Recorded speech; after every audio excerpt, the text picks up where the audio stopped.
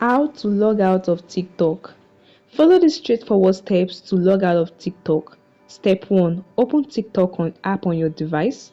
Step 2. Go to your profile page. Tap on the profile icon below.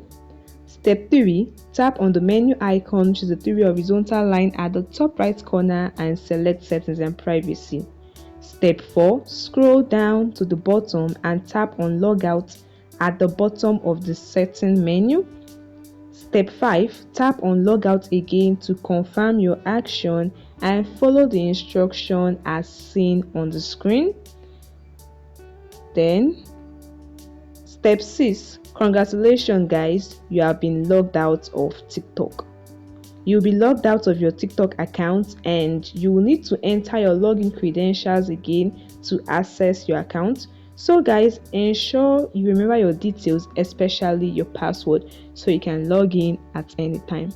And that's it guys. This is a very easy way to log out of TikTok. I hope this helped you. Please hit the like button and subscribe to the channel.